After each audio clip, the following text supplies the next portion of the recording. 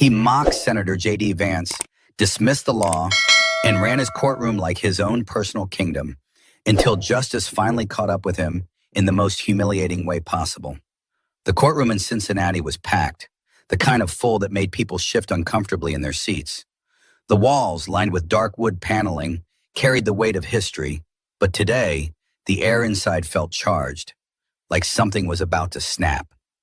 At the center of it all sat Judge Robert Calloway, a man whose name carried a reputation, though not the kind most judges wanted. He was known for his theatrics, for cutting people off mid-sentence, for turning the courtroom into his personal stage. Some called him passionate, others reckless. But today he was particularly impatient, flipping through documents with an audible sigh, barely glancing at the witness stand. And then there was J.D. Vance. The senator sat straight-backed, composed, wearing a dark navy suit that was pressed to perfection. He wasn't the kind to be easily rattled. He had faced tougher crowds, sharper words. Still, even he could sense the hostility radiating from the bench. It had started the moment he was called to testify. Judge Calloway barely looked up. "Let's make this quick, Senator. I assume you have something relevant to say."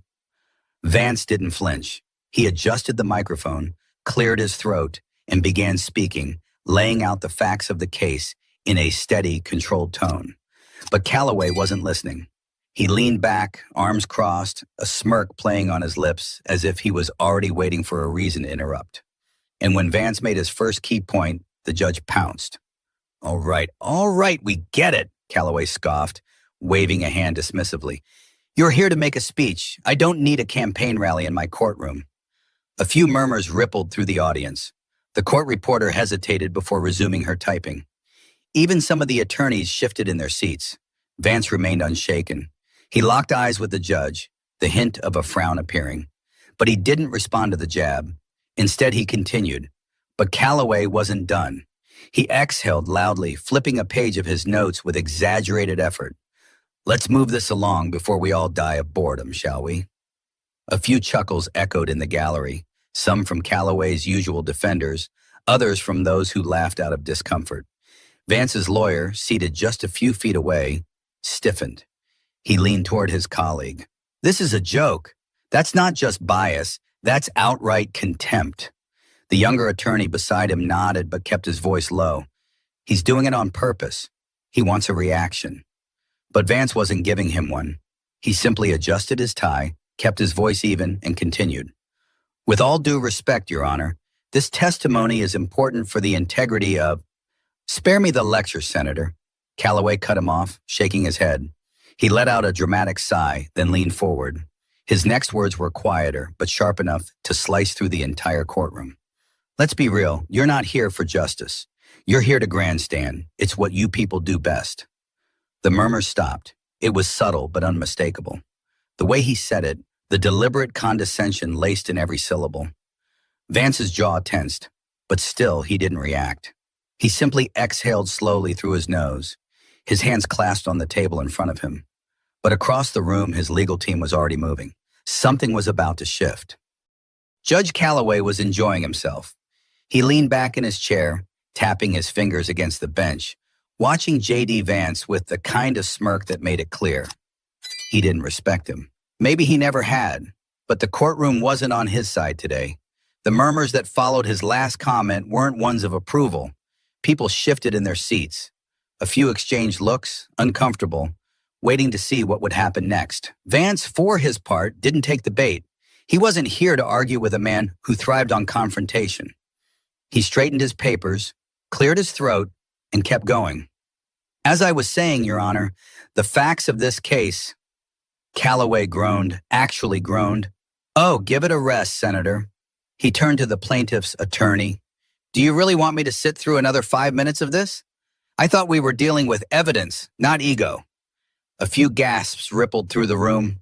The plaintiff's attorney, a young woman with sharp eyes and a no-nonsense posture, glanced at Vance before responding.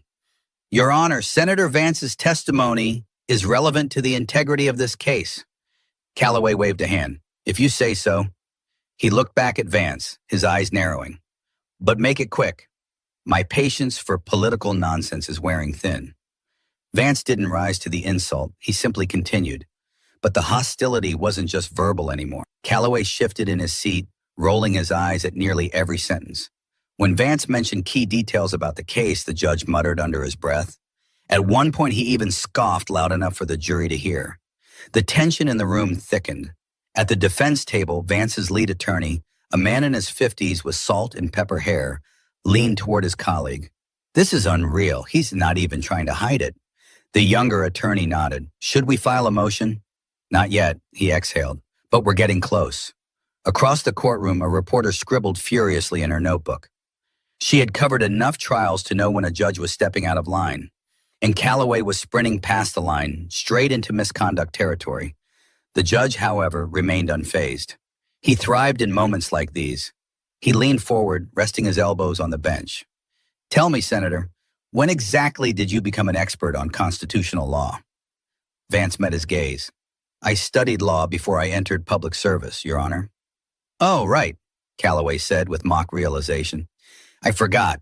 Another politician who thinks reading a few books makes him an expert." Silence. Even the bailiff, a man who had worked in this courtroom for over a decade, didn't move. Calloway wasn't just being rude. He was belittling a sitting U.S. senator in a courtroom, on record, in front of a jury. And he didn't care. Vance let a few seconds pass. Then he leaned slightly forward. His voice was calm, measured. "Your Honor, I'd appreciate it if we could focus on the case." Calloway laughed, actually laughed. "Oh, that's rich." He looked out at the jury as if they were in on the joke. "He wants me to focus. You hear that?" No one laughed with him. In fact, the room was eerily still. A shift had taken place. The arrogance that had carried Calloway through so many cases, that had let him dominate the courtroom for years, wasn't working today. But he was too wrapped up in his own ego to notice. He turned back to Vance. "Here's my advice, Senator. Stick to politics. Leave the law to people who actually know what they're doing." The tension snapped. A few jurors stiffened. The court reporter hesitated before continuing to type. Vance's legal team didn't even bother whispering now. "This is blatant misconduct," one of them muttered.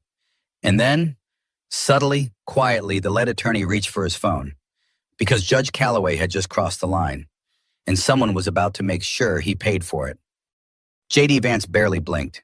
His hands remained folded in front of him, his expression controlled, but something had shifted in his posture. He wasn't just tolerating Judge Calloway's behavior. He was letting it play out, letting the arrogance dig deeper, letting the courtroom see it for what it was. He didn't have to respond. The judge was doing the work for him. Calloway, oblivious to the mounting tension in the room, let out another exaggerated sigh. "You're really going to sit there and act like you're the expert here? Like your opinion matters more than the law?" He chuckled to himself, flipping through the case file as if bored. "I swear, politicians these days think they can walk into a courtroom and start rewriting the rules." Vance didn't take the bait. "Your Honor, I'm here under subpoena to testify on—" "I don't care what you're here for," Calloway snapped, his voice sharp, condescending. "This courtroom isn't your personal stage, and I'm not here to entertain your political fantasies." A murmur spread through the gallery. This was beyond misconduct. This was personal. Across the room, Vance's lead attorney, Mark Hendricks, didn't move, but his fingers tightened around his pen. He had handled his share of difficult judges, but this was something else. He turned to his co-counsel, lowering his voice. "Is the motion ready?" The younger attorney nodded. "Filed 5 minutes ago." Hendricks gave a slight nod. Good. The judge thought he had control, but that was about to change. Meanwhile, Calloway was still going. "The way I see it, Senator, you're wasting my time. Everyone's time, really." He let out a short laugh. "And frankly, if I wanted to hear someone recite talking points, I'd turn on cable news." A few people in the gallery shifted uncomfortably. The jury, once attentive, now looked uncertain, almost wary of the man in the robe. But Calloway still wasn't paying attention. He leaned forward, smirking. "Here's the deal. I'll give you 30 more seconds. That's it. After that, we're moving on to something actually worthwhile." A few attorneys at the defense table looked at each other, some with barely hidden disbelief. The court clerk, a woman who had worked under Calloway for over a decade, swallowed hard, her fingers hovering over the keyboard. Then, the heavy double doors at the back of the courtroom creaked open. Two men entered, moving with quiet authority. They weren't part of the court staff. They were federal marshals. And the second they stepped into the room, the entire energy shifted. Calloway didn't notice at first. He was too busy reveling in his own moment. "All right, Vance, make it count. 30 seconds. Go." But Vance didn't respond, because he had seen them. The marshals moved purposefully down the aisle, their eyes locked on the bench. Hendricks caught sight of them too, his grip loosening on his pen. Calloway finally noticed the change in atmosphere. His smirk wavered. "What's with the whispering?" He glanced at the attorneys, then at the gallery. "Someone want to let me in on the joke?" Neither marshal said a word. They simply stepped forward, stopping just a few feet from the bench. The taller one, a man with a sharp, no-nonsense expression, reached into his jacket and pulled out a folder. Judge Robert Calloway. The name hit the air like a gavel striking wood. Calloway's expression twitched. "Yes?" The marshal took another step forward. "You need to come with us." Silence. A deep, uneasy silence that wrapped around the entire courtroom like a noose. The attorneys at the defense table stiffened. The jury, already wary, looked around, waiting for someone to explain what was happening. The court clerk's hands hovered over the keyboard, frozen. Calloway blinked, then let out a short, incredulous laugh. "Excuse me?" The marshal didn't blink. "Judge Calloway, you are currently under investigation for judicial misconduct, bribery, and obstruction of justice. We have a warrant for your arrest." The smirk vanished. The color drained from Calloway's face so fast it was almost comical. His mouth opened slightly, then shut. He blinked again, as if waiting for someone to tell him this was some sort of mistake. But no one did. The gallery was dead silent, save for the sound of a single pen rolling off the desk of a court clerk and hitting the floor. And for the first time all day, Calloway looked unsure of himself. But the marshals weren't waiting for him to process it. They were already reaching for the cuffs. Judge Calloway's confidence cracked. It wasn't a full collapse, not yet, but the shift was undeniable. His smirk faltered, his fingers tensed against the bench, and for the first time all day, he looked like a man caught off guard. "You must be joking," he scoffed, forcing a chuckle. His voice carried an edge now, not quite steady. He glanced around the room as if expecting someone to step in, to push back against the absurdity of what he was hearing. But no one moved. No one spoke. The marshals didn't blink. "This is a courtroom," Calloway snapped, jabbing a finger toward them. "My courtroom. You don't just barge in here like this." The lead marshal didn't flinch. He simply held up the warrant. "Judge Calloway, this is an active federal investigation. You need to come with us." The tension in the room thickened. The attorneys at the defense table sat frozen, some exchanging wide-eyed glances. The court clerks were still, hands hovering over keyboards, unsure if they should be recording this or pretending it wasn't happening. And then there was J.D. Vance. He remained where he was, his hands still folded neatly in front of him, his expression unreadable. But there was something in the way he sat, calm, collected, as if he had already seen this coming. Calloway's breathing picked up. He clenched the armrests of his chair, shaking his head. No, I don't think so." His voice had an unhinged quality now, like a man desperately trying to reassert control. "I don't know what kind of stunt this is, but I'm in the middle of a trial and You are no longer in session," the marshal interrupted. His voice was even, but firm. "You are under arrest." The words hung in the air, suffocating the last remnants of Calloway's arrogance. The gallery was silent. Reporters had their phones out, some recording, others typing furiously. Calloway's gaze darted around, his mind racing for an escape. His eyes landed on the bailiff. "Get these men out of here." The bailiff didn't move. A beat passed. Calloway's face contorted, anger overtaking his shock. "That was a command." Still nothing. The bailiff looked almost reluctant to meet his eyes. Because everyone knew. Everyone had always known that Calloway wasn't a fair judge, that his rulings leaned too conveniently in favor of certain parties, that his temper could tip cases before the arguments even started. But now it wasn't just whispered suspicions. Now it was official. Calloway shot up from his chair, sending his gavel clattering to the desk. I will not be humiliated like this. Do you understand who I am? The lead marshal's expression didn't change. He stepped closer, his hand resting near his cuffs. Judge, I strongly suggest you cooperate. Calloway let out a bitter laugh, shaking his head. Oh, you suggest? That's cute. His voice dripped with sarcasm, but it was forced now, desperate. And if I don't? The marshal didn't hesitate. Then we take you by force. Another thick silence.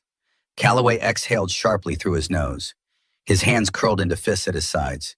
The arrogance in his posture was still there, but it was cracking. Beneath the bravado, something else was creeping in. Panic.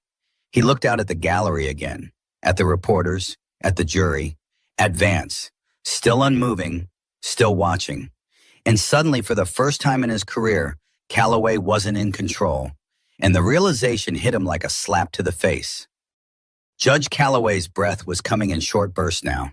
His face was flushed, a stark contrast to the icy silence that had settled over the courtroom. You're making a mistake, he said, voice lower, but no less venomous. A massive mistake. The lead marshal didn't respond. He simply extended his hand, palm up. Turn around. Calloway let out a humorless chuckle. You think I'm just going to comply? That I'm going to let you parade me out of here in cuffs like some criminal? You are a criminal, the marshal said, his voice firm. Now turn around. Calloway's jaw clenched. His eyes darted toward the bailiff again, then to the court clerks, to the attorneys, the jury, anyone, someone. He was looking for a lifeline. But no one spoke. No one moved. Because this time, he was alone. You don't understand, Calloway tried again, voice tight. This is political. A hit job. I have connections. That's enough, the marshal said, taking a step forward. Calloway instinctively stepped back, bumping into his chair. He gripped the desk in front of him, as if clinging to the last shreds of his authority. No, he muttered, shaking his head. No, I'm not doing this. The second marshal, who had remained silent up until now, finally spoke.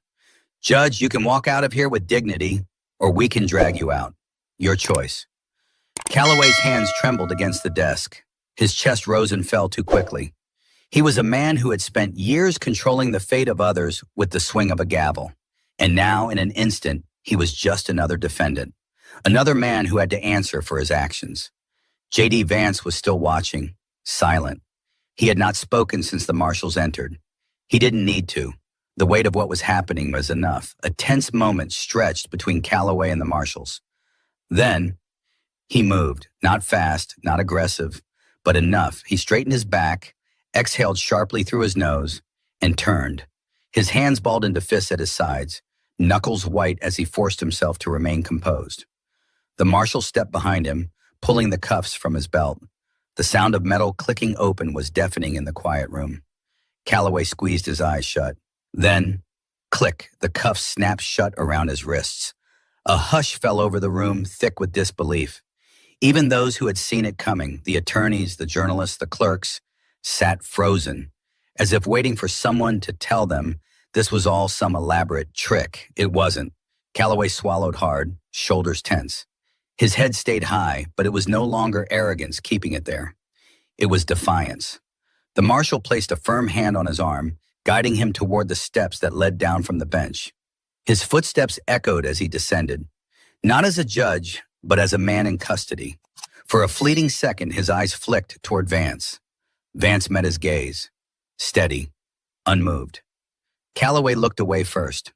The gallery, the jury, the attorneys, everyone watched as he was escorted down the aisle, past the rows of stunned faces, past the courtroom he had once ruled over. As he neared the exit, something slipped from his desk, his gavel. It clattered onto the floor with a dull, final thud, and Judge Robert Calloway walked out in handcuffs. His reign was over. The door swung shut behind Judge Calloway, but the weight of what had just happened lingered in the air. No one moved at first. No one spoke. It was as if the courtroom itself needed a moment to process the downfall of the man who had once commanded it. J.D. Vance remained seated. His fingers tapped lightly against the table. Slow, measured. He wasn't gloating. He wasn't smirking. He was simply taking it in. The lead defense attorney, Mark Hendricks, exhaled sharply and leaned back in his chair. Well, he murmured under his breath. Didn't see that coming. His co-counsel let out a low chuckle, still staring at the door. I did. Across the aisle, the plaintiff's attorney, the same one Calloway had dismissed earlier, straightened her papers with an almost theatrical slowness. You assume we're getting a new judge? A ripple of nervous laughter spread through the courtroom, tentative at first. But even that felt surreal. A judge had just been arrested mid-trial. The court clerk, still somewhat dazed, finally regained her bearings and turned toward the remaining attorneys. The court will reconvene once an alternate judge is assigned, she said, voice steadier than expected. People began shifting in their seats, murmuring among themselves. Some attorneys exchanged glances, clearly wondering how this case would move forward. The jury looked lost, unsure of what to do, or even if they were supposed to stay. But the reporters? They were already at work. A cluster of them near the back furiously typed on their phones, sending out breaking news alerts. Others whispered into recorders, summarizing what they had just witnessed. One reporter, a woman in her early 40s with sharp eyes and a no-nonsense presence, turned to her colleague. This isn't just a case anymore, she said under her breath. This is history. Her colleague nodded. And Calloway? He let out a short laugh. He's done. The gallery was still half full when J.D. Vance finally stood. He gathered his notes, nodding politely to his legal team before turning toward the exit. As he walked down the aisle, people instinctively stepped aside. Some met his gaze, nodding with quiet respect. Others simply watched, taking in the man who had sat through a storm without flinching. A reporter caught up to him just as he reached the hallway. Senator Vance, she called. He stopped, turned slightly. Yes? She hesitated, then asked the question that was already circulating online. Did you know this was coming? Vance studied her for a moment, then allowed himself the faintest hint of a smile. Let's just say, he said, adjusting his watch, justice has a way of catching up. Then, without another word, he walked away, leaving the courtroom in the memory of Judge Calloway's reign behind him. Power can be intoxicating. It can make people believe they are untouchable, that they can bend the rules, silence voices, and act without consequence. But the truth is no one, not even those in the highest positions, can escape accountability forever. Judge Calloway ruled his courtroom with arrogance, believing he could twist justice to suit his own bias. He insulted, belittled, and silenced those he didn't agree with. But in the end, the law doesn't answer to egos. It answers to truth. And when corruption is exposed, the fall is always harder than the climb. If this story resonated with you, make sure to subscribe and stay tuned. Because justice isn't just about laws. It's about people willing to stand up even when the odds are against them.